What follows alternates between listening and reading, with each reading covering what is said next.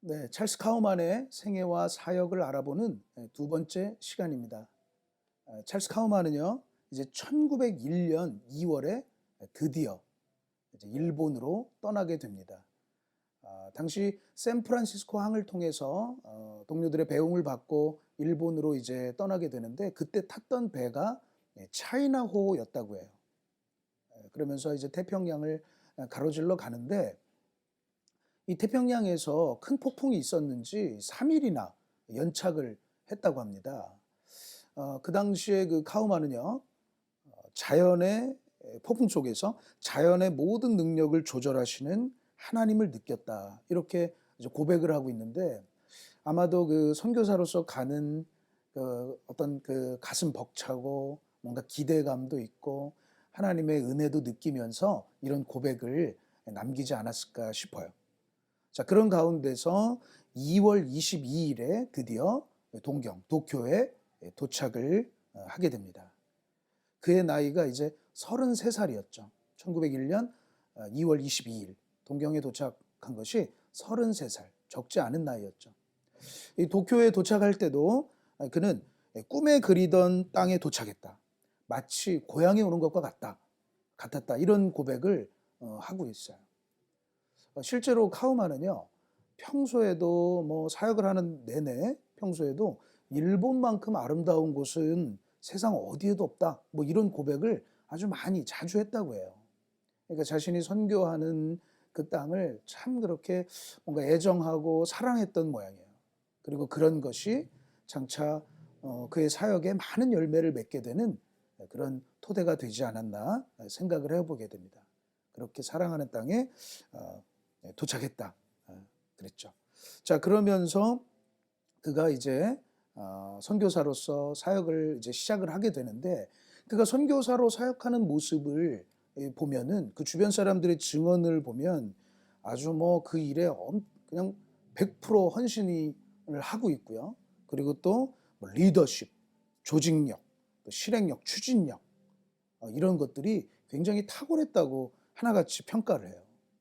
근데 생각해 보면 그가 뭐 10대 후반부터 20대 내내 그 사회생활을 또 이제 관리자의 입장에서 또 하지 않았습니까? 그런 것들이 어떻게 보면 다 하나님의 준비 과정이지 않았나 싶어요. 그러면서 그가 선교사 사역을 하면서도 뭐 다른 분도 그런 분은 없겠지만 그냥 뭐 말 그대로 뭐 은혜대로 뭐 주먹구구질 하는 것이 아니라 굉장히 집중력 있게 체계적으로 일을 해왔다는 것을 우리가 알 수 있겠습니다. 다 하나님의 준비 과정 속에 있었던 준비 과정을 통한 열매라고 볼 수 있겠죠. 자, 특히 또 한 가지 특징인데 그분이 사역을 할 때 항상 그분도 그렇고 그 아내 레티 카우만도 그렇고 항상 그 숫자, 통계 이런 것들을 많이 언급하고 막 그랬었나 봐요. 뭐 재정적인 부분도 그렇고요. 그래서 뭐 이번 달에 뭐 돈이 얼마 남고 또 사람은 몇 명 모이고 지난달에 비해 뭐 이런 것들을 이제 많이 또 언급하고 얘기했나 봐요. 이제 그런 부분들을 어떤 분들은 굉장히 뭐 좋지 않게 뭐 이렇게 평가했던 분도 있었다고 합니다. 여하튼요, 그렇게 그분들이 이제 사역을 시작을 하게 되는데, 이 찰스 카우만 선교사의 그 초기 사역에 빼놓을 수 없는 분이 있죠. 바로 나카다 주지 목사님입니다. 나카다 주지 목사님을 우리가 일부에서도 잠시 언급했는데요. 그분은 이제 찰스 카우만보다 한 2살 어린 1870년생이신데 이제 일본에서 이제 목회자로 활동하다가 조금은 늦은 나이 1896년에 이제 무디 성서학원으로 유학을 오죠. 그 유학을 온 이유도 자신이 뭔가 좀 뜨겁게 더 사역하고 싶은데 항상 뭔가 부족함을 느끼면서 이렇게 왔었던 것이죠. 그리고 그분은요, 실제로 그곳에서 뜨거운 체험을 하면서 1898년에 바로 이제 귀국을 해요. 거의 뭐 2년 만에 이제 귀국을 해서 일본에서 부흥사로서 전국을 다니며 집회를 열고 복음을 전하는 그런 분으로 이제 활동을 하게 되죠. 그리고 나카다 주지 목사님이 이제 그 무디 성사학원에서 공부하고 시카고에 거주할 때 찰스 카우만을 만나고 아마도 일본 선교를 하는 하는 이런 어떤 그런 계기를 마련한 그런 분으로 우리가 이해를 하면 좋겠죠.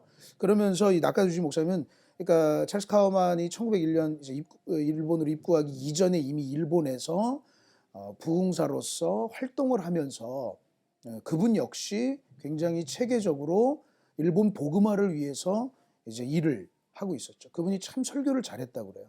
아주 달변이시고 아주 설교도 유창하고 뭔가 힘이 있고 에너지틱하게 이렇게 집회를 열었던 분이죠. 근데 그분이 그냥 집회만 연 것이 아니라 뭔가 그 능력 있는 어떤 사역자 후배들을 양성하기 위해 성서학원 설립에도 개입하고 뭔가 좀 추진하고 또 복음 전도대라는 걸 조직해서 조직적으로 이제 전도 활동도 하고요.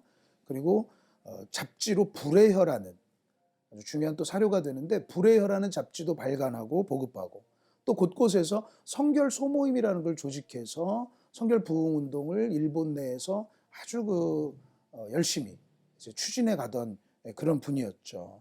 그래서 큰 그림으로 보면 자신이 그렇게 이미 활약하고 있는 가운데 이제 찰스 카우만을 초청을 한 것이고 또 그분이 그 카우만을 통해서 도움을 얻고자 한 것인데 역시 그 도움은 재정적인 부분이 또 크겠죠. 찰스 카우만 선교사님 통해서 많은 어떤 모금을 또 선교에 필요한 재정을 확보하는 그런 모금을 하기를 원했고 또 그렇게 해 주셨고 말이죠. 서로 협력을 하는 그런 가운데 있었던 것이라고도 이제 볼 수 있겠죠. 그러니까 나카다 주지 목사님이 이미 대단한 활동을 하고 있었던 것이고 찰스 카우만 선교사님이 거기에 조력을 하는 그런 그림으로도 이해할 수 있겠어요. 물론 찰스 카우만 선교사님은 나름대로의 독자적인 또 자신의 어떤 선교 활동을 하게 되는 것이고요. 자, 그런데 이미 일본 안에서는 그런 선결 사역자들이 선결 운동을 펼치는 사역자들이 많이 있었다고 해요. 그래서 찰스 카우만 선교사님도 안수받고 파송받았다고 할 수 있는 그 만국 선결연맹, 만국 선결교회에서 파송했던 선교사들도 이미 여러 분 계셨다고 합니다. 그래서 선결 사역자들 간의 어떤 연합 활동도 많이 펼쳤던 것이고요. 그래서 큰 그림으로 또 말씀드리면 찰스 카우만 선교사님은 그런 운동에 합류를 한 것이라고도 이제 볼 수 있겠죠. 자, 여하튼요, 이 찰스 카우만이 그런 가운데서 드디어 4월 2일에 불과 2월 말에 입국을 했는데 불과 그 2달도 채 되지 않은 그런 가운데 4월 2일에 복음 전도관을 세울 건물을 세를 얻게 돼요. 참 대단한 추진력이죠. 그래서 그곳이 이제 도쿄의 간다 진보초라고 지금도 그 지명이 있습니다. 그곳에 얻게 되는데 그곳이 이제 일본 황궁이 있는 근처예요. 일본 도쿄의 항공에 있는 근처. 그래서 이 복음 전도관은 우리나라에서도 그랬지만 항상 시내에 세우죠. 왜요? 복음 전도하려고요. 말 그대로. 많은 사람들을 만나고 전도하기 위해서 그렇게 이제 장소를 이제 얻게 되는 거죠. 근데 그 건물을 얻을 때 계약할 때도 그분이 이제 좋은 건물 얻었다 해서 이제 막 계약을 하고 돌아가는데 다른 분이 그 건물을 보러 오는 것을 경험한다고 그래요. 불과 약 10분 정도? 그러니까 10분 정도 차이에 따라서 주인이 바뀔 수도 있는 그 건물을 얻지 못할 수도 있었던 상황이었다고 합니다. 그러면서 그곳에서도 그 상황에서도 참 하나님의 인도하심을 느꼈다 이렇게 고백을 하더군요.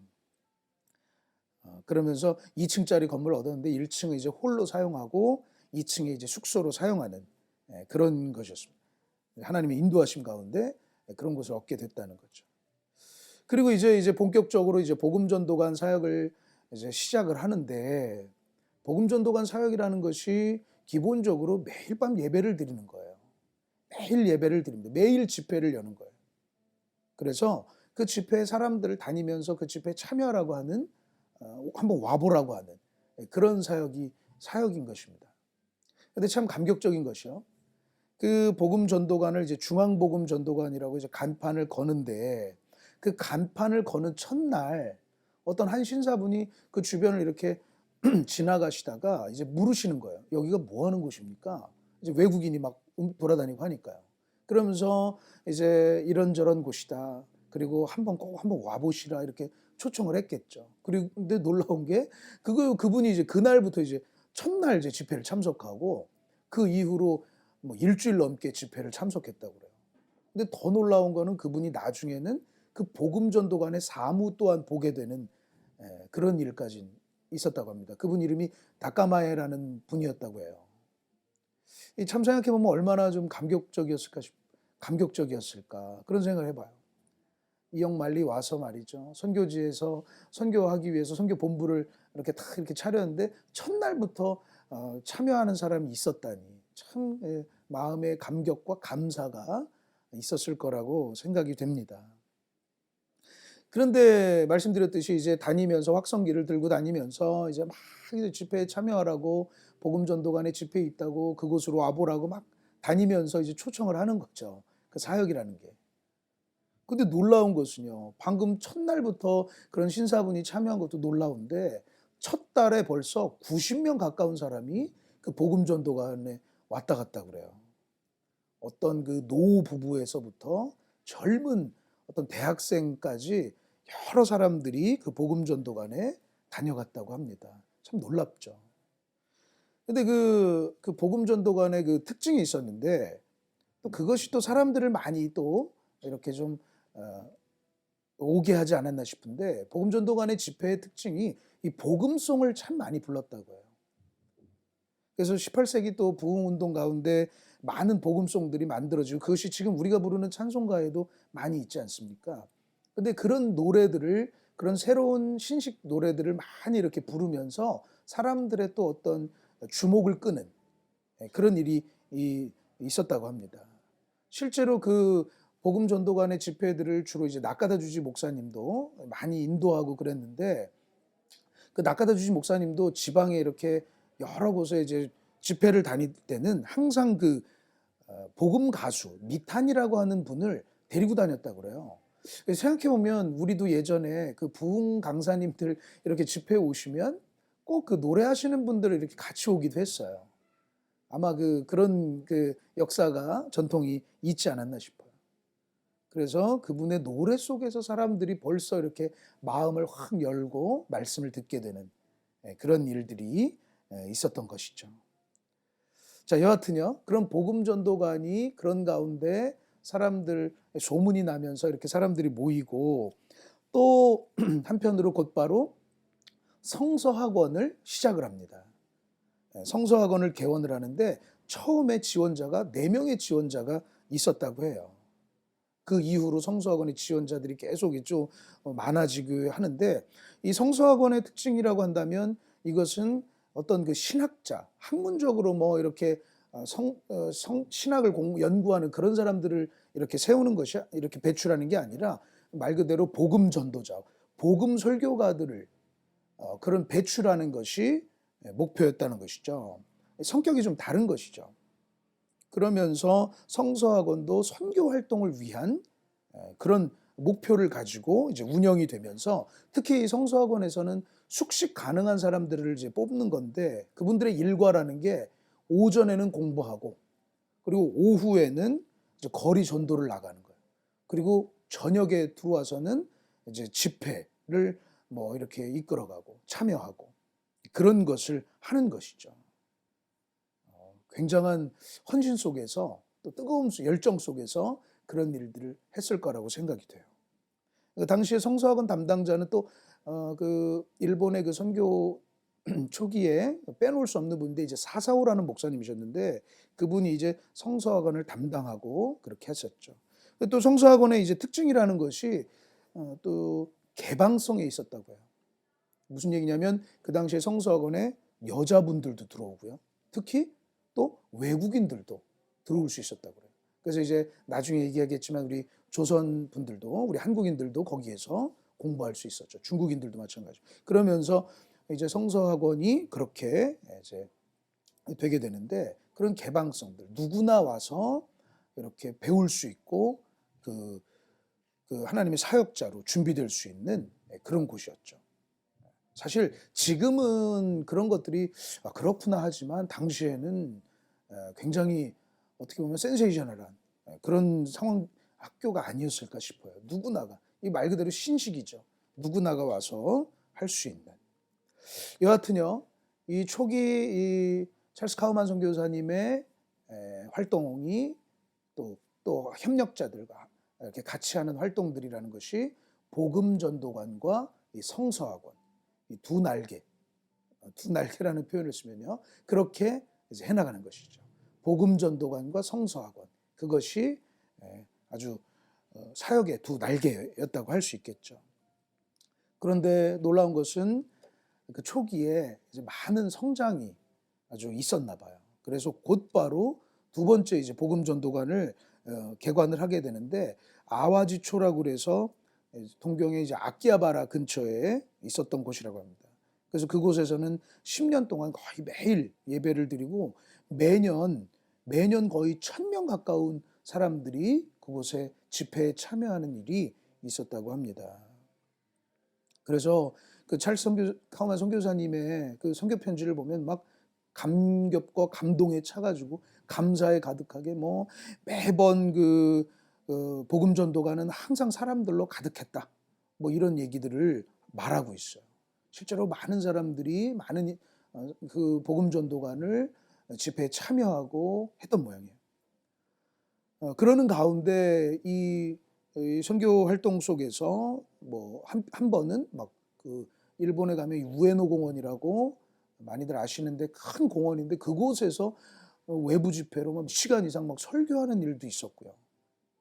뭐 어떻게 보면 그 당시니까 뭐 가능한 일일 수도 있겠지만 그런 집회도 열고요. 뭐 뜨거운 열정 가운데 일어난 일이죠. 그리고 한 번은 야, 실제 이런 일이 있었을까라는 생각이 들 정도로 외부의 큰 홀을 빌려서 대형 집회를 열면 막 1500명 가까운 사람들이 그 집회에 참여하고 그런 일도 있었다고요. 놀라운 어떤 부흥의 일들이 초기에 있었던 모양입니다. 아마도 뭐 성공적인 사역이라고 해도 될까요? 뭐 그럴 수도 있겠죠. 사역들에 많은 하나님께서 은혜를 부어주시고 그런 은혜들과 열매들이 넘쳤나 봐요. 그래서 아마 찰스 카우만 선교사님이 워낙에 또 성실하지만 더 신이 나서 힘이 나서 사역에 매진하지 않았을까 싶습니다. 하지만 이 선교사의 삶으로 보면 역시 왜 힘들지 않았겠어요. 그래서 실제로 선교사로서의 삶에도 많은 힘든 일이 있었다고, 많은 시험으로 가득한 삶이었다고 고백을 합니다. 사역에 많은 열매가 있어도 힘든 건 힘든 거죠. 그러면서 언젠가 한 번은 그 두 부부가 그달 있었던 그 시험, 우리에게 있었던 그 시험을, 어려움들을 쭉 써내려간 적이 있었대요. 그래서 그걸 나중에 한번 세보니까 한 달 동안에만 57가지나 시험거리가 있었다고 하더군요. 얼마나 많은 일이었겠어요. 그래서 뭐 이런저런 뭐 재정을 할 거 없고 뭐 건강의 문제는 왜 없었겠으며, 뭐 주변 사람들의 뭐 또 방해도 왜 없었겠으며, 뭐 이런저런 시험이 있었겠죠. 그런데 그 중에 또 가슴 아픈 거는 같은 선교사님이 오셔서 뭐 예컨대 무슨 어디에서 공부했느냐, 뭐 제대로 학위는 땄느냐, 뭐 이런 식으로 또 얘기하던 분도 있었다고 해요. 실제로 이게 복음 전도관이잖아요. 우리나라에서도 이제 전도관이라는 것이 한때는 그 이단으로도 이제 생각이 되고 평가되고 했던 적도 있었다고 그래요. 그래서 막 성도들에게, 자기 교회 성도들에게 막 전도관은 가지 마라 이런 말도 있었다고 합니다. 일본에서도 뭐 그런 부분들이 또 있었겠죠. 전도관 이상하니까 거기 가지 마라. 뭐 여러 가지 시험거리죠. 그러면서 특히 또 이제 시험 중에 이제 재정적인 부분들, 뭐 당연하겠죠. 선교사의 삶이라는 것이 뭐 지금도 참 선교사님들 어려운 상황 속에 살고 있지만요. 하지만 그 찰스 카우만 선교사님은 항상 자신의 삶의 기준이 빚은 지지 않는다, 자신이 살아가는 데 있어서 빚은 지지 않는다라는 어떤 기준이랄까요, 철칙이랄까요, 그런 것을 좀 지키고 살려고 애썼다고 해요. 그래서 항상 월말에 이제 결산을 내면, 아까도 얘기했지만 그분들이 이제 뭐 계산에 또 빠르고 능하고 막 했다고 하는데, 항상 그런 것들을 이제 정리하면서 매달 하나님 주시는 은혜로 빚지지 않는 삶을 감사했다고 하는데, 어떤 날에는 뭐 달에 잔고가 뭐 10센트, 1달러도 되지 않는 10센트가 남았다, 뭐 이런 기록도 하고 있습니다. 참 많이 어려웠던 것이죠. 하지만 그분이 그런 어려운 가운데서도 이제 복음 전도관과 성서학원의 사역들을 이제 펼쳐나가는데, 특히 그의 선교 활동의 이제 특징들을 또 하나씩 얘기해 보면, 이제 그런 어떤 뭐 성공적이라고 표현하면 좀 그렇지만 많은 열매를 맺어가면서 많은 사람들이 또 질문했을 거 아니에요. 어떻게 해서 그렇게 됐느냐, 그런 열매들을 어떻게 얻게 되었느냐, 이렇게 어떤 방법을 썼느냐, 뭐 이런 얘기를 하는데, 그분의 대답은 항상 그런 것이었다고 합니다. 저는 항상 복음만 전합니다. 다른 일들은 일절하지 않습니다. 그렇게 대답했다고 그래요. 그분의 어떤 선교관이고 그분의 어떤 철학이겠죠. 그러니까 자기는 직업이나 사업도 절대 하지 않고 오직 그리스도 안에 담긴 구원의 메시지만을 전하고 싶다, 이렇게 늘 얘기했다고 그래요. 그것을 우리가 이제 선교학에서 이제 복음 선교라고 그러죠. 그래서 근데 그 전 세기에 그 당시만 해도 이제 선교사들이 오면 병원을 짓고 또 뭐 학교를 세우고 이러면서 어떤 직접적인 선교 활동보다는 뭐 간접적이라고나 할까요? 이제 그런 선교 활동을 통해서 어떤 서구의 문화들을 전달하고 뭐 이런 부분들에 또 애를 쓰는 부분도 많았지만, 이 카우만과 같은 이 복음 선교가들은 항상 그 복음을 전하는 그런 일에만 집중을 하는 그런 것이었죠. 그것이 또 복음 전도관과 성서학원의 특징이었죠. 항상 복음 중심의, 복음을 전하는, 다른 사업을 하는데 신경 쓰지 않고 그런 것이, 그것이 나중에 이제 소개할 동양선교회의 또 정신이고요. 또 우리 성결교회의 또 정신도 그런 것이라고, 그런 역사적인 뿌리를 갖고 있다고도 할 수 있겠습니다. 자, 그러면서 이제 카우만이 이제 활동을 하는데, 카우만이 처음에는요, 참 왜 성공적인 것만 있었겠어요. 또 여러 가지 또 시험도 있었지만 사역에도 또 어려움도 있죠. 이제 그 중에 그 중에 이제 카우만의 가장 어려운 부분이, 이분이 언어가 준비가 안 됐어요. 일본어를 못 하는 거예요. 일본으로 넘어오면서도 일본어를 이제 준비하지 못하고 이렇게 선교로 넘어와서, 그것이 그에게는 가장 좀 뭐라고 할까요? 답답함이었다고 할까요? 사역적인 부분에서. 선교사로서의 삶은 어려움은 좀 둘째치고, 사역에서의 어려움이라는 게 이제 일본어가 안 되니까 그것이 이제 답답한 것이죠. 그래서 집회는 낙가다 주지 목사님 중심으로 이제 하게 되는 것이고, 근데 이제 카우만도, 근데 그것이 그에게 답답했던 건, 이유는 뭐냐면 자기도 복음을 전하고 싶은데, 항상 복음만을 전하기 위해서 했었고 항상 복음을 전하고 싶은데 그게 이제 안 되는 거죠. 근데 참 그런 답답함을 가지고 있는데, 여기서 또 놀라운 일이 일어나요. 그가 그 복음 전도관에서 그렇게 좀 전하고 싶지만 아직 일본어가, 가서 이제 배웠겠죠. 하지만 아직 서툴고 막 유창하게 막 전하고 싶은데 이러지 못하는 답답한 가운데, 그가 영어가 가능한 청년들을 만나요. 영어를 할 수 있는 청년들을 만나게 돼요. 놀랍죠. 근데 더 놀라운 거는 그 청년들이 전신 기사였다는 거예요. 이거야말로 그 카우만의 그 주종목이죠. 그러니까 이제 카우만이 그 전신 기사, 영어가 뭐 유창하진 했는지 모르지만 그 가능한 청년들, 특히 또 전신 기사 청년들을 만나면서 그가 그들에게 이제 복음을 전하기 시작해요. 그런 가운데 그 외 친구의 뭐 동료 이렇게 만나면서 전신 기사 청년들 가운데 7명이 회심하는 일이 이제 일어납니다. 그러면서 그들이 다녔던 회사가 뭐 중앙전신 회사라고 하는데, 그들 안에 전신 기사 선교단을 시작하게 돼요. 그 시카고에서처럼 말이죠. 참 놀랍죠.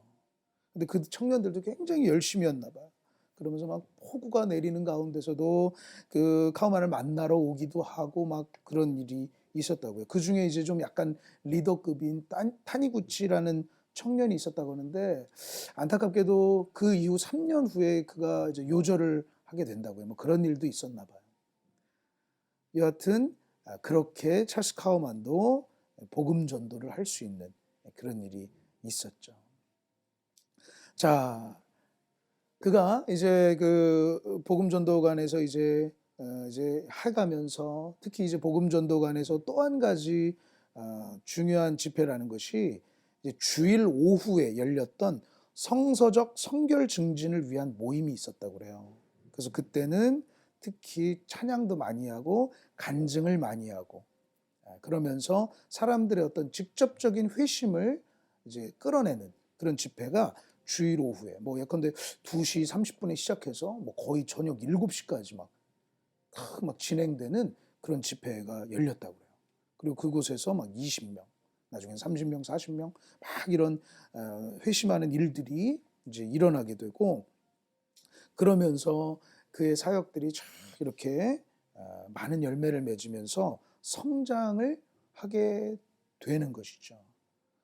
그래서 이제 동양선교회라는 것이 조직되고 이제 나중에 전체 대회, 컨퍼런스 같은 거를 열면 1901년에 와서 시작했지 않습니까? 1902년 1주년을 지나고 뭐 1917년, 1927년 가까이 가면 그 일본에서 그 동양선교회 대회를 열면 거의 2,000명 가까운 사람들이 모이게 되는 그 집회에 그렇게 성장을 하게 되는 것이죠. 그래서 그 찰스 카우만의 평전을 썼던 레티 카우만 여사는 그때는 마치 그 도쿄가 동방의 예루살렘 같았다 이런 표현을 또 쓰고 있더라고요. 그런 집회들 아주 많이 있었죠. 많이 감사한 일들이 계속되었던 모양이에요. 자, 그런데 사실 그렇게 사역들이 초기에서부터 막 이렇게 되니까 얼마나 그 일들이 또 많았겠습니까? 그래서 찰스 카우만 선교사가 이제 일을 혼자 감당할 수 없는 그런 가운데서 그 이제 동료를 이제 구하던 중에 또 놀라운 일인데 1902년에 동료가 합류를 하게 돼요. 그게 누구냐면 바로 어니스트 길보른. 자신이 회심한 이후에 처음 전도했던 첫 열매. 그분이 선교사로서 헌신하고 그 가족이 다 일본 도쿄로 넘어오게 됩니다. 그리고 그 일을 같이 하게 돼요. 참 놀랍죠. 자신이 전도했던 사람이 회심한 것도 감사한데 나중에는 선교사까지 돼서 같이 일을 할 수 있다니. 주변에서는요, 이 카우만과 이 길보른 이 두 분을요, 뭐 거의 최고의 팀이다. 그분들은 뭐 거의 뭐 환상의 짝꿍이다. 왜 우리 축구에서 보면 환상의 투톱이다 뭐 이렇게 얘기하는데 아마 그랬던 모양이에요. 너무나 서로 마음을 소통하며 일 처리가 손발이 잘 맞고 그랬는지 그들은 완벽히 한 마음이다. 이런 평가가 있었다고 합니다. 그러면서 길보른이 이제 합류하고 이제 최고의 팀으로서 또 이제 일을 하게 되죠. 그러면서 이제 그의 사역에 대한 보고를 위해서 전보라는 잡지도 발간하게 되고요.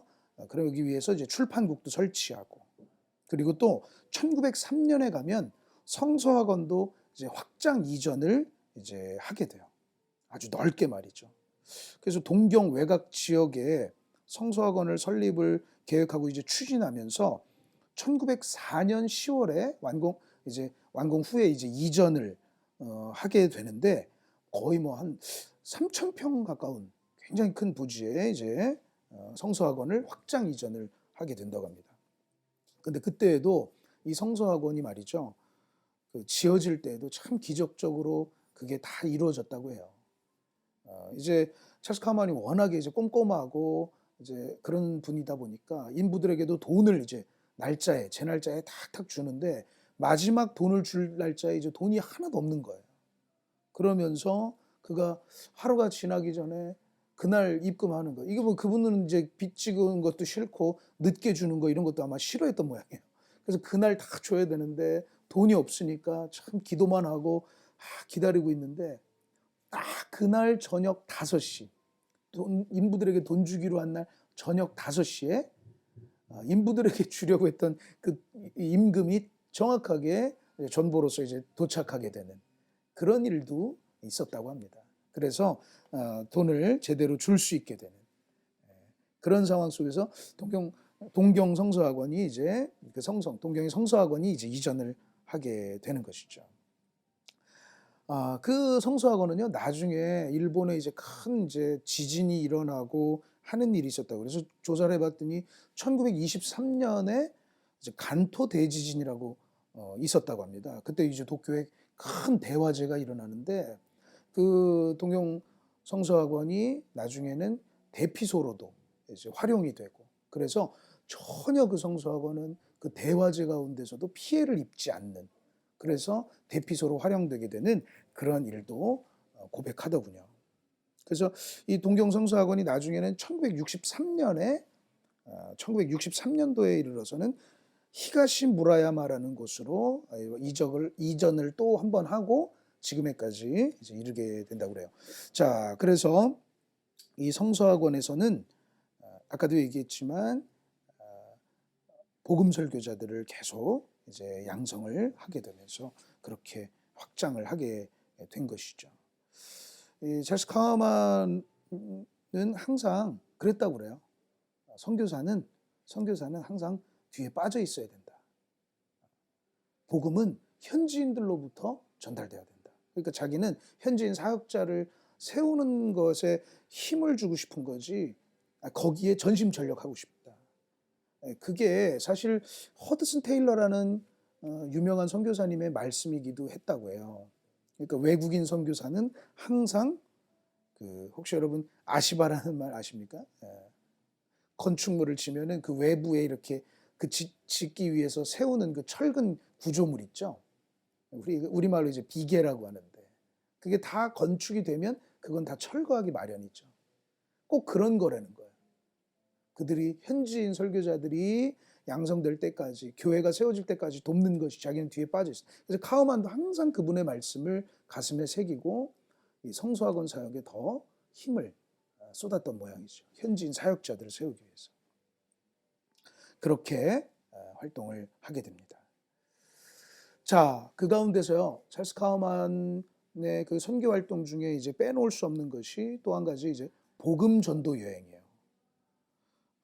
1901년 33살 나이에 입국한 이후에 그 다음 해부터 바로 이제 이 사역을 시작했는데, 뭐냐면 현지인 전도자들과 함께 또 성서학원 학생들과 함께 이제 조를 짜가지고 전도 여행 다니는 거예요. 시골 마을에까지. 그러니까 거기에 머물면서 복음 전하고 하는 일들, 그런 일들, 사역들을 계속했다는 것이죠. 그래서 거기에서도 참 회심이 많이 일어나는 것이죠. 그래서 그분은 항상 미전도 지역으로 가서 다가가는 노력을 계속했다는 거예요. 이게 참 감동적이고 존경스러운 부분인데요. 그러니까 뭔가 도심 속에 그냥 있어서, 사실 당시에 선교사들이 또 많이 그랬다고 그래요. 도시에서 뭐 그냥 거주하면서 어떤 다른 활동들, 학교나 뭐 병원 이런 활동들 하는 게 아니라 계속해서 복음을 듣지 못했던 사람들에게 다가가기 위해 애썼던 것. 이것이 찰스 카우만 선교사님의 또 빛나는 또 사역과 그 열정이라고 할 수 있겠죠.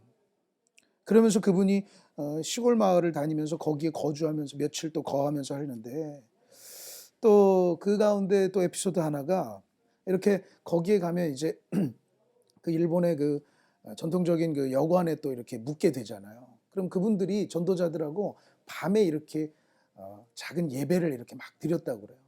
그럼 예배를 드릴 때 복음전도원의 특징상 노래를, 찬양을 막 부를 거 아니에요. 그런데 뭐 여관 주인이 그 노래를 듣고 와서 그 노래 뭐냐고 물어보기도 하고, 당신들은 무슨 일을 하시는 분들이냐고 물어보기도 하면서 거기서 이제 복음도 전하고 하는 일들도 이제 많이 있었다고 합니다. 그런데 그러면서 또 이제 그 사역들이 그런 특징 중에 하나인데요. 길보른 선교사님도 그쪽에 특히 또 관심이 많았다고 그래요. 그래서 그분은 우츠노미야라는 곳에서 직접 복음 전도관을 또 세워가지고 계속해서 찾아가는 그런 선교를 했었다고 하죠. 그래서 이분들이 뭐 소문이 났는지요. 이 마을에, 어떤 마을에 이렇게 막 가면서 복음을 전하면, 그런 집회들을 막 이렇게 하면은 뭐 500명 가까이 막 마을 사람들이 모이기도 하고 그랬었다고 해요. 그래서 그 가운데 소위 은혜를 받은 분들이 성서학원 학생으로 또 오기도 하고 그런 일도 있었다고 합니다. 자, 이제 여기서 우리가 이제 OMS라는 동양선교에 대해서 이제 얘기를 좀 해봐야 되는데요. OMS, 오리엔탈 미셔너리 소사이어티라는 조직이죠. 처음에 이 카우만과 또 1년 후 이듬해 이제 길보른 선교사가 합류하면서 이제 미국 이쪽에서는 카우만과 길보른의 사역이다 뭐 이런 식으로만 소개가 됐다고 그래요. 그리고 한편으로는 또 만국성결교회 그 찰스 카우만 선교사님이 안수를 받았던 만국성결교회 혹은 만국성결연맹의 뭐 극동 지부다 뭐 이런 식으로도 소개가 되기도 했다고 하는데 1905년 11월에 동양선교회라는 명칭과 조직이 확정이 됩니다. 그래서 그때부터는 이제 동양선교회라는 이름이 공식적으로 언급되고 이제 하고 있는 것이죠. 그래서 창립 목적으로는 사중복음과 그 미국의 어떤 그 선결운동에 뿌리를 둔 조직이다 이런 내용들이 이제 나오게 되고 나중에 1910년에 가면은 시카고의 동양선교회의 독자적인 조직이 창설돼서 이제 카우만과 길보른이 이사로서 등재되고 이제 하나의 조직으로서 이제 미국에서도 이제 되는 것이죠. 그래서 이제 본격적으로 동양선교회라는 이름이 이제 나오게 되고 이제 말해지게 되는 것이죠. 그래서 이제 동양선교회 사역으로서 계속해서 이런 사역들이 이제 소개가 되고 이제 하게 됩니다. 자, 우리가 이제 여기서 동양선교회 성서학원 사역에서 우리가 이제 우리의 뿌리가 우리 성결교회 뿌리 조선으로서의 이제 확장의 이야기를 이제 하게 되는데요. 그 동경 성서학원의 특징 중에 하나가 해외 유학생들도 많이 있었다고 그러죠. 그래서 우리 조선에서 왔던 김상준, 정빈, 이장하 이분들이 1907년에 공식적으로 5월에 그들이 졸업을 하고 곧바로 3년 과정을 다 이제 이수를 하고 곧바로 수료를 하고 말이죠. 곧바로 이제 조선으로 귀국을 해서 이분들이 이제 서울에서 복음전도관을 이제 열게 돼요. 그래서 1907년 5월에 조선 야소교 동양선교회 복음전도관을 이제 시작을 하게 됩니다. 그것이 이제 선결교회의 시작으로 우리가 보고 있죠. 한국 선결교회의 시작인데요. 그분들은 처음에는 일본어를 전혀 못했다고 해요. 영어도 못하고. 그래서 이제 나중에 사실 그게 얼마나 힘들었겠어요. 말도 못하는데. 카우만 선교사님도 그랬지만 그것들을 다 익혀가면서 유학을 해서 수료까지 하게 되는 것이죠. 자, 그리고 그분들이 조선에 와서 다시 귀국을 해서 서울에서 경성이죠. 그래서 이제 복음전도관을 여는데 여기도 아주 폭발적인 은혜가 있었던 것이죠. 그래서 그곳에서 복음전도관이 이제 성장하는 가운데 조선에서도 성서학원을 설립해야 되겠다는 요청이 오게 되고 성서학원이 시작이 되게 되죠. 그래서 동양선교회의 성서학원 사역이 동양선교회의 사역이 조선으로까지 확장되는 일이 시작이 되는 거죠. 1907년에. 동양선교회 사역으로서 이제 조선에서 이제 성서학원이 시작되는 것은 정식으로는 1911년에 이제 경성 성서학원이 개원을 하고 시작을 해요. 그리고 초대 이제 총장으로는 이제 존 토마스라는 분이 이제 그 사역을 하시게 되죠. 이 존 토마스라는 분이 영국 목사님이신데요. 감리교회에서 감독이신데 이제 찰스 카우만이 선교 보고 여행으로 또 영국에서 열렸던 그 스타홀 선교 대회라는 것에 1905년에 참석을 하게 됩니다. 그러면서 그곳에서 선결 지도자들을 또 교류하게 되고요. 그리고 1907년에는 이제 그곳에서 자신의 사역들을 동양선교의 사역으로 이제 소개를 하게 돼요. 1907년에. 그리고 그 이듬해 1908년에요. 이번에는 이제 길보른 선교사님이 그 선교대회, 스타홀 선교대회에 참석을 하는데 당시에 그분이 존 토마스 목사님 집에서 이제 머물게 된다고 합니다. 그래서 그때 1908년에 길보는 선교사님이 이제 존 토마스 목사님에게 조선에서 이런 일이 시작됐고 지금 성장하고 있고 거기에서도 성서학원을 시작하려고 한다 이렇게 소개를 해요. 그리고 존 토마스 목사님은 거기서 좀 자기가 그곳에 이제 갔으면 좋겠다라는 응답을 이제 얻게 되고 기도하는 가운데 1909년이라고 해요. 그래서 그 이듬해 그 소개를 받고 자기가 기도하는 가운데 응답을 얻고 그래서 곧바로 이제 간 게 아니라 1년 동안 이제 모금을 하는 거죠. 후원자들을 이제 모집을 하고 1910년에 이제 미국을 들렀다가 이제 우리 한국에 조선으로 입국을 하게 됩니다. 당시 처음에 입국했을 때 이미 그 경성 성서학원에서는 이제 성서학원으로서 학생들이 공부를 하고 있었다고 그래요. 공부를 하고 있었는데 이제 토마스 선교사님이 입국을 하고 이제 1911년 1910년에 입국을 했으니까 1911년이죠. 11년에 경성 성서학원을 정식으로 개원을 하고 거기서 이제 3년제로 이제 학제를 이제 체계적으로 이제 잡고 이렇게 하게 됐죠. 이전에는 약간 뭐랄까요, 조금 이제 얘기해 보면 뭐 성경 공부 수준이 아니었을까 싶어요. 이제 존 토마스 선교사님을 통해서 이제 체계적으로 이제 되는 것이죠. 그러면서 그분이 그곳에서 이제 활동을 하게 됩니다. 한편으로 이런 와중에 찰스 카우만 선교사님은요, 이제 조선으로의 확장 속에서 감사하는 가운데 이제 1908년에 여러 이제 모금 활동을 통해서 어떤 분이 이제 한 성도가 미국의 한 성도가 한국에 성서학원을 세운다는 찰스 카우만 선교사님의 이제 소식을 듣고 헌금을 하게 되고 장소를 알아보러 한번 이제 입국을 해요, 서울에. 그리고 나중에 이제 서울을 방문해서 성서학원을 이제 열 수 있도록 하고 나중에 본격적으로 정식으로 개원하면서 존 토마스 선교사님 학장님을 통해서 좀 제대로 된 장소가 필요하다. 가운데 이제 찰스 카우만 선교사님이 입국을 하고 거기에서 장소를 알아보죠. 1911년 개원 후에 말이죠. 그리고 지금의 그 애호계 부근에 이제 성서학원의 땅을 매입을 하고 이제 직접 매매를 하고 성서학원을 할 수 있도록 준비를 하는 거예요. 신축을 시작하는 거예요. 그래서 1911년에 이제 공사를 시작해서 1912년 3월에 신축 조금은 늦어졌다고 그래요. 완공을 하고 예정보다는 조금 늦게 6월에 입주를 이제 하게 됐죠.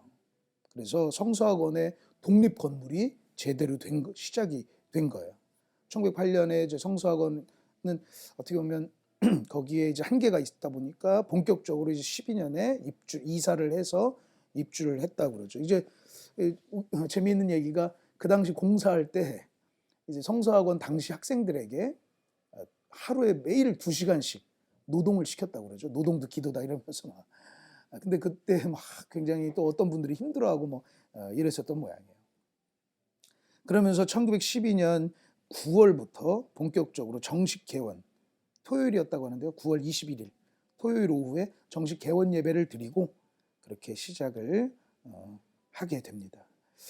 거기에서도 이제 찰스 카우만 선교사님이 결정적인 역할을 또 하시게 된 것이죠.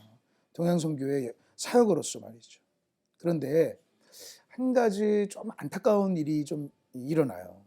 뭐냐면 그 서울의 경성에 이제 성서학원을 이제 개원하는 또 건축하고 하는 가운데 이 낙가다주지 목사님이 좀 이렇게 좀 트러블이 생기게 되는 것이죠.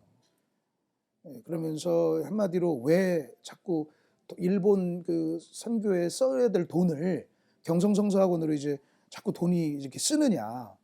그러면서 거기에서 왜 나랑 상의 없이 이렇게 그 일을 추진하느냐 이러면서 이제 좀 트러블이 생기고 거기에서 낙가다주지 목사님이 잠깐 탈퇴를 하게 됩니다. 그러면서 자기만의 독자적인 셰이교단이라고 하는데 그 교단을 1911년에 또 세우게 돼요.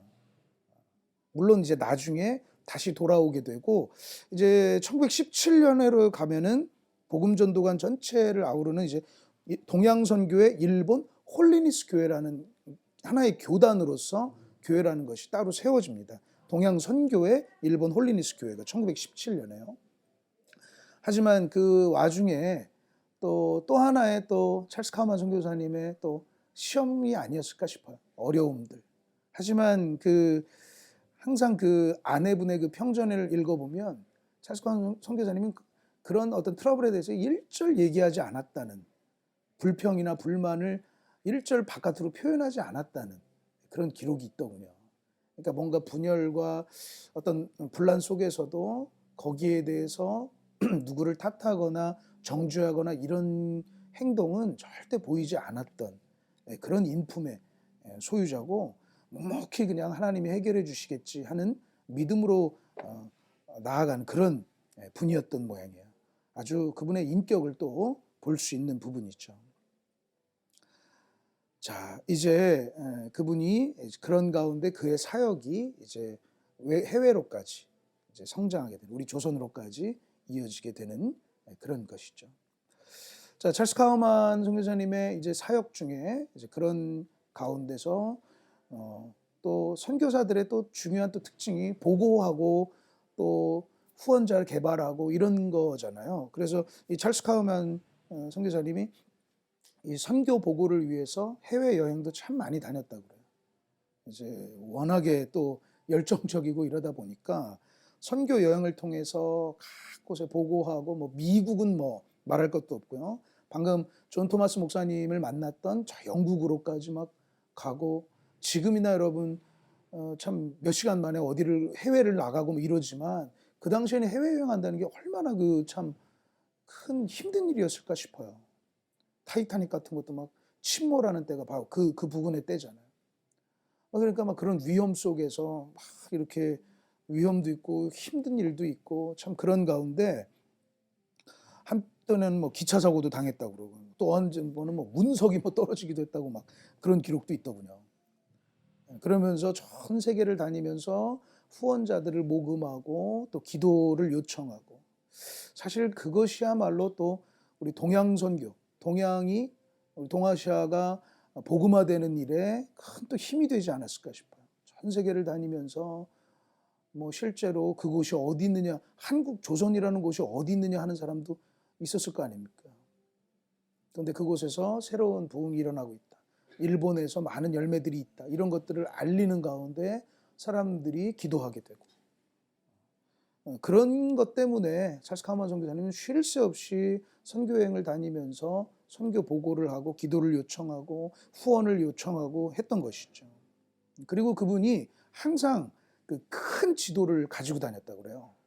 그분이 가지고 다니는 큰 지도를 그냥 이제 교회를 다니면서 했겠죠. 그러면서 쫙 펼쳐놓고 여기가 이렇게 되고 여기가 이렇게 되고, 또 숫자에 또 능하니까 여기에 몇 명이 회심하고 막 이런 것들을 아주 세심하고 상세하게 보고하니까, 두리뭉실한 게 아니라 그렇게 하니까 사람들이 그렇구나 하면서 더 후원하게 되는, 이렇게 하고, 항상 찰스 카우만 선교사님 하면 그 큰 일본 지도, 동아시아의 지도를 생각하게 되는 그런 일도 있었다고 합니다.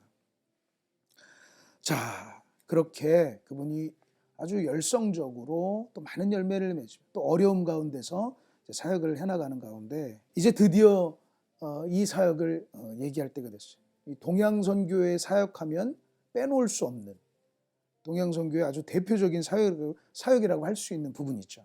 바로 대거 불학 전도 운동입니다. 1912년에서 1918년까지 있었던 대거 불학 전도 운동. 이것은요, 일본의 그 동양선교에 의해서 말 그대로 이제 추진된 전도 운동인데, 한마디로 일본 전역에 다니면서 일본에 있는 모든 사람들이 복음을 듣게 하자, 그것을 우리가 해내자라는 운동이었던, 어떻게 보면 참 무모한 운동이었죠. 일본 어떻게 보면 아직은 작은 단체가 그런 성장하고는 있지만 여전히 그 작은 단체가 일본 전역 사람들에게 복음을 전한다. 카우만이 한 번은 뭐 성서학원에서 이제 강의를 하고 있는데 한 학생이 질문을 하더라는 거예요. 선생님, 선교사님, 일본인 모두가 이렇게 복음 전도관이나 이런 사역들이 되고 있고 하고 있는데 일본인 모두가 복음을 들었을까요? 이렇게 물어본다는 거예요. 근데 그 말이 카우만에게 탁 꽂히더라는 거예요. 충격을 받았다는 거예요. 그날 밤새 한잠도 못 잤다는 거예요. 그러면서 책을 읽는 가운데 있던 한 구절이 마음속에 떠오르다는 것이죠. To every culture, creature. 모든 창조물들에게. 그 작은 그 구절이 막 마음속에 떠오르면서 그렇다. 내가 이렇게 선교하는 거는 일본인 모두에게 복음을 전하기 위한 것이, 모든 창조물들에게 전하기 위한 것이다라는 생각을 가지고 이제 대거 불학 전도 운동을 시작하는 거예요. 그때 표어가 이랬다고 합니다.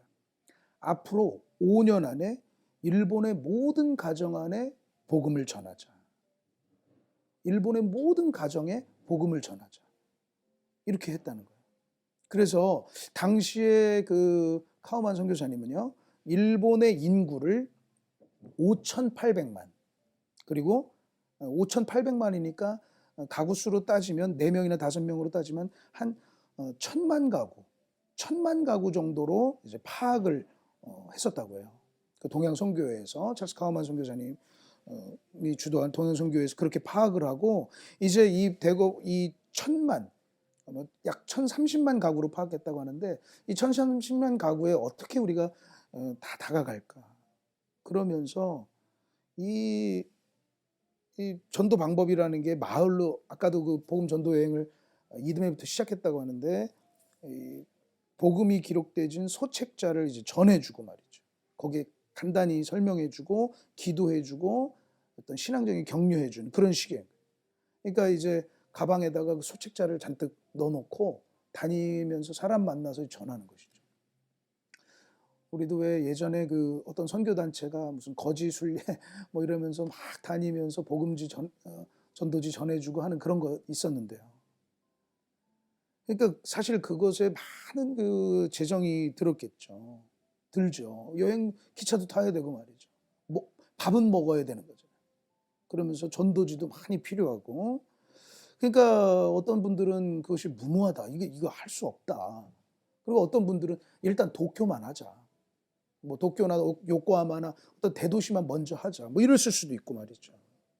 하지만 카우만은 또 이제 뚝심의 선교사 아닙니까? 아니다. 에브리 컬처. 모든 창조물들에게 모든 사람들에게 가야 된다. 에브리 크리에이처. 모든 사람에게 가야 한다. 이렇게 추진을 해나간 것이고 실제로 그렇게 한 것이죠.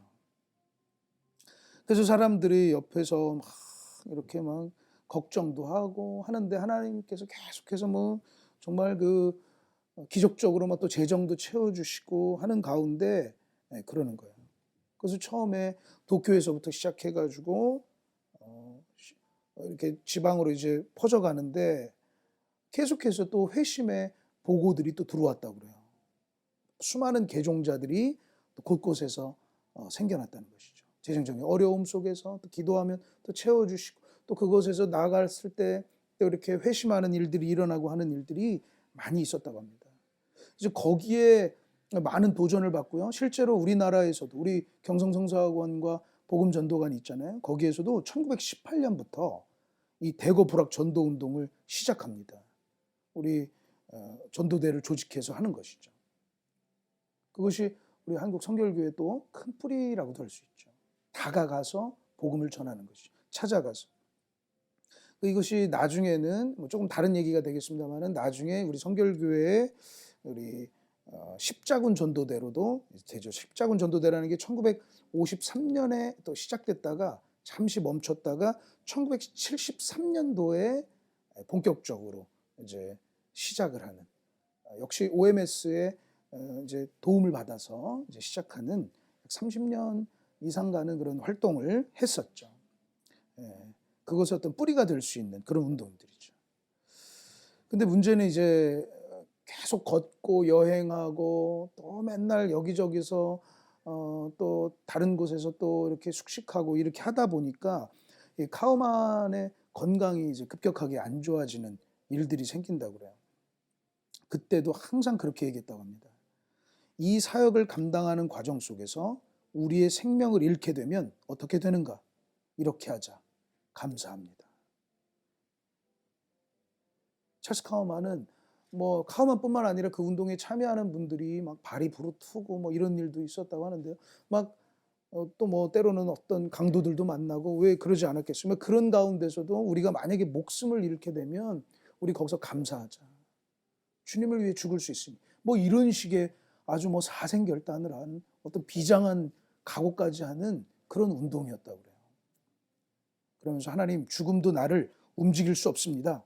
어떤 것도 나의 이 사역에 영향을 줄 수 없습니다. 항상 그렇게 고백을 했다고 하죠. 정말로 이 복음에 목숨을 건 어떤 선교사의 일생을 보는 것 같습니다. 참 감동적이죠. 그렇게 이제 대거 불학 전도 운동이 진행이 되었습니다.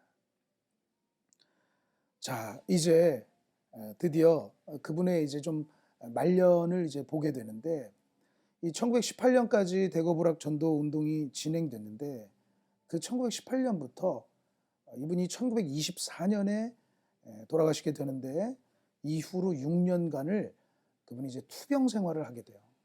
그것이 그분의 말년이고 인생의 마지막 부분이었습니다. 1918년에 그분이 이제 몸에 이상이 생기게 되고 건강 문제가 생기게 됐죠. 특히 이제 심장 쪽 질환이었다고 그래요. 심장 쪽 발작성 질환이기 때문에 사실 참 무서운 게 이 발작성 질환입니다. 꾸준히 아프신 분들은 어떻게 보면 꾸준히 아픈 거는 어떻게 보면 이게 계속 뭐 이렇게 하면서 약을 먹어가면서 치료하기 때문에 지금도 이 발작성 질환이 갑자기 괜찮다가 갑자기 이러면 참 다루기 어려워요. 그러다가 확 또 나빠지기도 하고요. 그분이 이제 심장 쪽에 그런 문제가 생기게 돼요. 그래서 계속해서 이제 쉬어야 된다고, 요양해야 된다고. 뭐 근데 그분의 뚝심이 그런 말을 듣습니까? 뭐 죽으면 죽으리라고 지금 하고 있는데요. 그래서 그런 말들에 좀 듣지 않다가 이제 막 급격하게 이제 나빠지게 돼요. 그래서 어쩔 수 없이 병 치료를 위해서 그분이 이제 귀국을 하게 됩니다. 미국으로 귀국을 하게 되는데 안타깝게도 다시 일본으로 돌아오지는 못해요. 1918년에 미국으로 귀국하게 되고 그가 이후에 LA 쪽에서 6년간의 투병 생활, 요양 생활을 이제 하게 됩니다. 그분을 진료했던 의사 선생님들이 하나같이 그 과로 때문에 이런 병이 생겼다고 얘기했다고 해요. 그러면서 그 아내 레티카우만 여사도 이제 그 남편을 요양 생활을 이제 도와야 되는 입장으로 이제 귀국을 하게 되는데 그때 그분이 그런 얘기를 하더라고요. 이 투병 생활, 찰스 카우만의 투병 생활은 주님을 위해 진군할 준비가 되어 있는 사람이, 한 병사가 갑자기 그 발걸음을 멈춰야 했다. 그렇게 얘기를 했더라고요. 주님을 위해서 언제든지 출동할 수 있는 병사가 갑자기 그 발걸음을 멈춰야 했다. 이렇게 얘기를 하더라고요. 그래서 그분이 이제 투병 생활을 하면서 그곳에서 이제 지내게 됩니다. 당시에 예전에 그 전신국 동료였던 참 감사한 분이죠. 찰스 소텔이라는 분이 그 LA의 사우스 호바트 쪽에 거처를 마련해 줬다고 해요.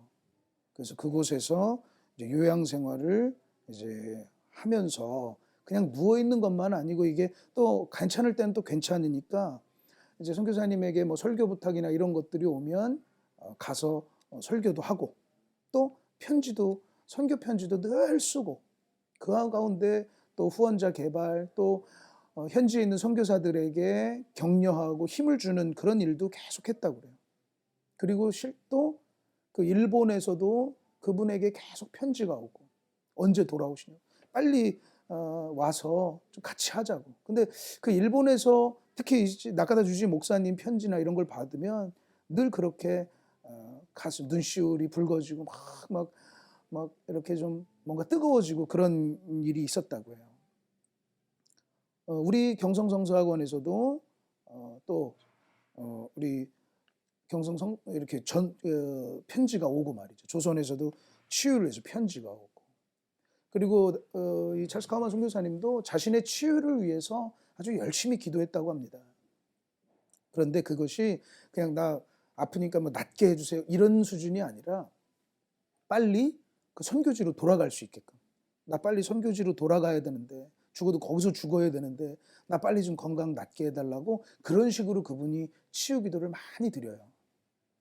그렇게 투병 생활을 보내게 됩니다. 당시에 그 선교사님이 참 병상에서도 많이 불렀던 찬송이 Take the name of Jesus, 91장이죠. 슬픈 마음 있는 사람. 그 찬송을 또 그렇게 좋아하고 많이 불렀다고 그래요. 슬픈 마음 있는 사람, 예수 이름 믿으면.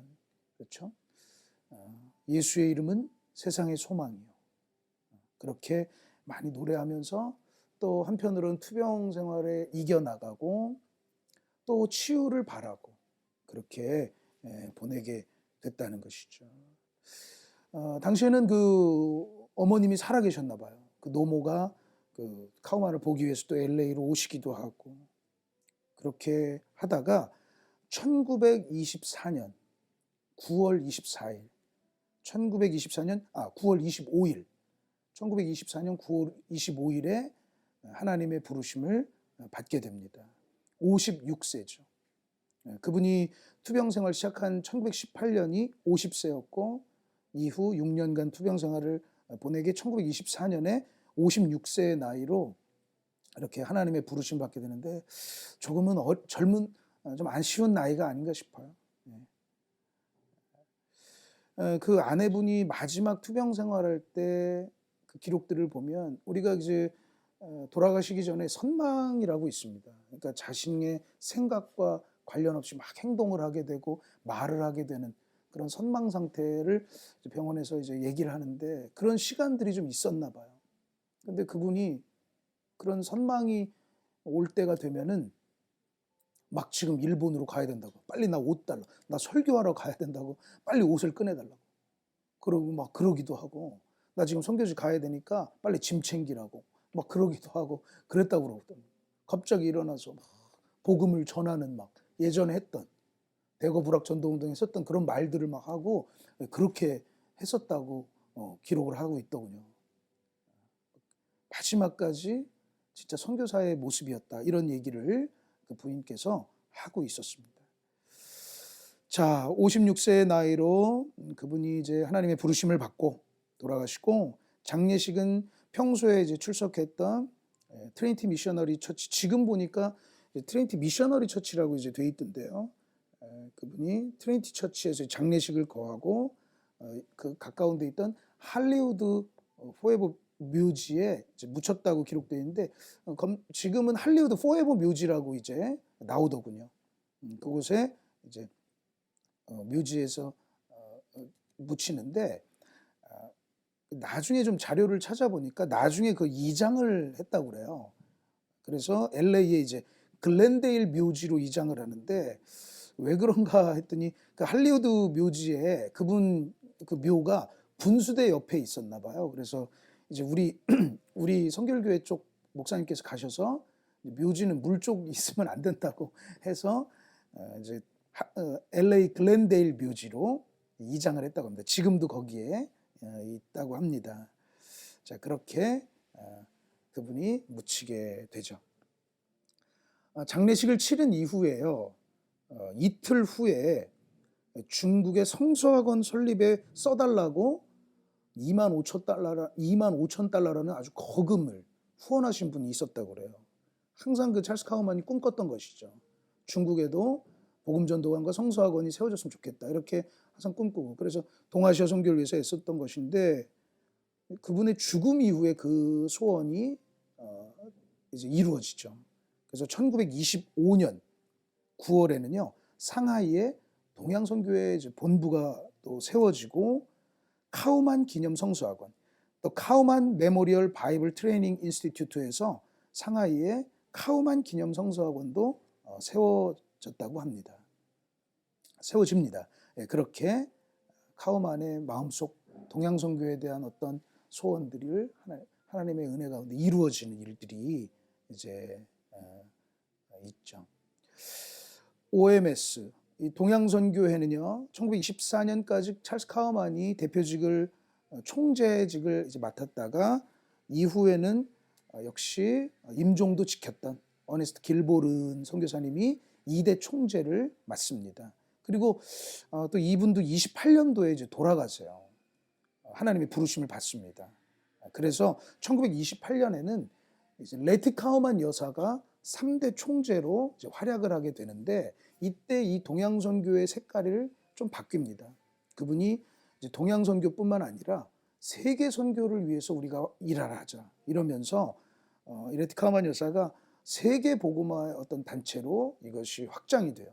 그러면서 러시아, 유럽, 남미에까지 이 동양선교의 활동들이 확장되죠. 지금은 이제 오리엔탈 미셔너리 소사이어티, 동양선교회라는 이름을 쓰지 않고 이제 아마도 이때부터 좀 바뀌었다고 볼 수 있겠죠. 세계 복음화, 동양선교뿐만 아니라 세계 선교를 위해서 활동하는 이제 원 미션 소사이어티, 원 미션 소사이어티, OMS는 같지만 원 미션 소사이어티라는 이름으로 활동을 하고 있습니다. 미국 인디애나주 그린우드라는 곳에 본부가 있고요. 우리나라에도 국제 OMS 선교회 한국 지부가 2020년도에 시작을 했죠. 그래서 그 원미션 소사이어티로서의 OMS는요, 현재 그 10대 총재, 제 10대 총재로 로버트 페더린 박사라는 분이 총재를 맡고 있다고 그래요.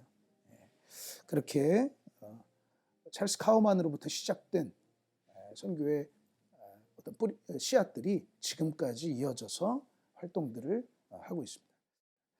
찰스 카우만 선교사님의 생애와 그 사역, 또 이분을 통해서 그 활약들을, 사역과 활약들을 알아봤는데요. 정말로 일평생 복음을 위해서, 주님을 위해서 자신의 모든 것을 드렸던, 또 열정적으로 활약했던 분의 모습을 볼 수 있었고, 이 모습들이 이것이 우리에게 또 하나의 큰 도전이 되었으면 좋겠습니다.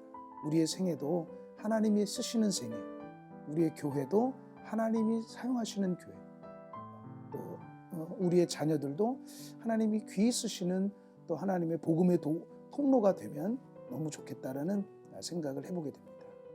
지금까지 찰스 카우만의 이야기를 들어주신 모든 분들 감사합니다.